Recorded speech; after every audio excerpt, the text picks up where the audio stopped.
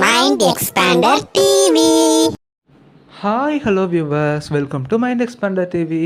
நம்ம இந்த வீடியோவில் சுந்தரில் அப்படி என்ன தான் நடக்குதுங்க, அதோட அப்கமிங் ஸ்டோரியெலாம் என்ன அப்படிங்கிறத பற்றி தான் ஃபுல்லாக பார்க்க போகிறோம். ஸோ நம்ம இன்ஸ்டாகிராம் ஐடி வந்து இப்போ புதுசாக ஓப்பன் பண்ணியிருக்கோம்.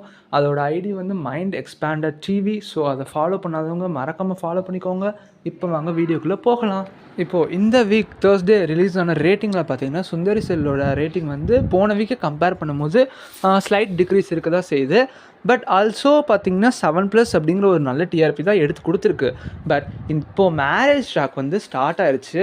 போன வீக்கிலேருந்தே ஸ்டார்ட் ஆயிடுச்சுன்னு சொல்லுவேன். ஸோ கண்டிப்பாக வர வீக்லலாம் 7+க்கு மேலேயே எடுக்க வாய்ப்பு நிறையவே இருக்குது. அண்ட் டாப் 5க்குள்ளேயே என்ட்ரு ஆகவும் சான்சஸ் இருக்குது. ஸோ இப்போ மேரேஜ் வீக்கில் பார்த்திங்கன்னா நம்ம அலமேல் அம்மா வந்து திருந்தினாலுமே அவங்க நிறைய பிரச்சனை கொடுத்துட்டு தான் இருக்காங்க. பட் அதெல்லாம் நம்ம சுந்தரி நல்லா புத்திசாலித்தனமாக எல்லாத்தையுமே தீர்த்து வச்சிடுறாங்க. இப்போது நெக்ஸ்ட் வீக் ப்ரோமோ, அதாவது இப்போ அப்கமிங் வீக் இருக்குது பார்த்திங்களா, அந்த வீக்கில் என்னெல்லாம் நடக்க போகுது அப்படிங்கிற மாதிரி ஒரு ப்ரோமோ வந்து சன் டிவி அப்லோட் பண்ணியிருந்தாங்க. அண்ட் அதில் பார்த்திங்கன்னா ஃபர்ஸ்ட் இந்த வீக்கில் பார்த்திங்கன்னா யாரையோ கடத்துகிறாங்க. அண்ட் கடத்துகிற ஆளை வந்து வாழை இலையில் கட்டி ஒரு லாரி மாதிரி அதில் ஏற்றுறாங்க. அதில் பார்த்திங்கன்னா அவங்களோட காலை மட்டும்தான் காட்டுறாங்க. ஸோ எனக்கு அதை வச்சு பார்க்கும்போது அது மாலினியாக இருக்கிற மாதிரி தெரிஞ்சிச்சு. பட் கண்மணியாக இருக்க இன்னொரு சான்ஸ் இருக்குது. பட் நம்ம அருண் சொல்லியிருப்பார் பார்த்தீங்களா, மாலினி தான் என்னோட குறி அப்படின்னு. இது வந்து ஃபஸ்ட்டு ஒரு பிரச்சனை. பட் அதில் பார்த்திங்கன்னா முருகன் மாமா அதை பார்த்துடுறாரு. அண்ட் அவர் அதை காப்பாற்றிடுவார் யாரை கடத்தினாலுமே.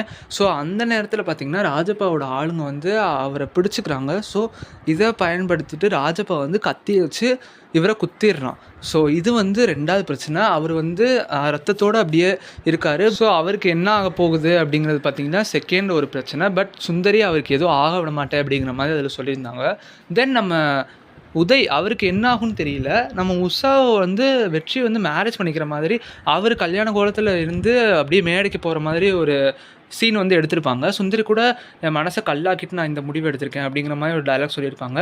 ஸோ நம்ம உதய்க்கு என்னமோ ஆயிடுச்சு. அதனால் வெற்றி வந்து பார்த்திங்கன்னா சுந்தரி சொல்கிறத கேட்டு உஷாவை வந்து மேரேஜ் பண்ணிக்க போகிறாரு போல்.